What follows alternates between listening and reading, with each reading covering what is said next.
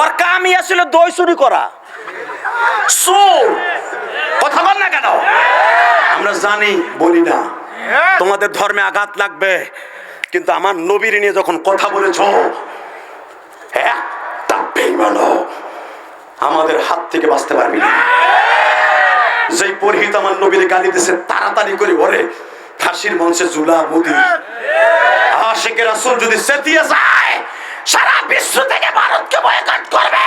যদি আরেকটাবার আমার নবীর কেউ গালি দেয়, বাংলাদেশ থেকে দরকারে ভারতে লং মার্চ করবো। কে কে রাজি আছো? আল্লাহকে তো হাত তুলে ফেলে দাও। ইসলামের শত্রুরা দাদা ভাই, শুধু আমার দিকে তাকাও। ওই জমিনের মালিককে, আল্লাহকে সাক্ষী রেখে বলছে, দুনিয়া সব মেনে নিব, আমার নবীর কেউ গালি দিল আর দুই টুকরা বানায় ফেলাবো।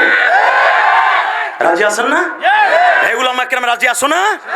রেডি থাকো, তুমি জান্নাতি, আমি ফতোয়া দিয়ে গেলাম। মারতে হবে না, শুধু মনটা ঠিক করো, যে গালি দিব আর শেষ করবো ইনশাল্লাহ। বলেন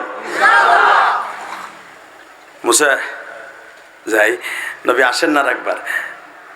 আল্লাহ, আমি ভাবছিলাম এক ওয়াক্ত নামাজ তাড়াতাড়ি পড়ো, ফজরের টাইমটা মনে হয়ে যাবো। আরে নবীর টাইম তো আমার কাছে, আপনি উম্মতের দরদি, আমি জানি।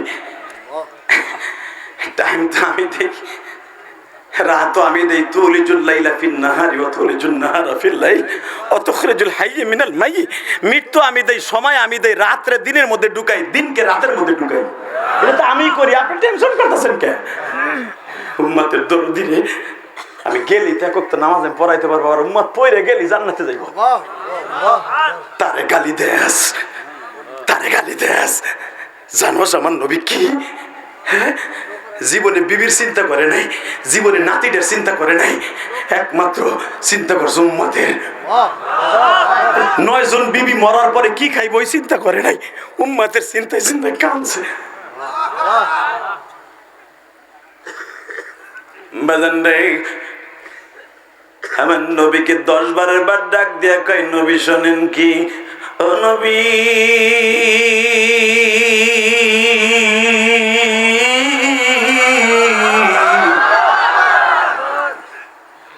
আপনার নামাজ কয়েকটা দিছিলাম? কয় আগে দিছিলাম 50, 9 বার কমাইয়া 5 দিছো 5। নবী, আমার একটা সিস্টেম আছে, ইন্নাল্লাহ লা তুখলিফুল মিআদ।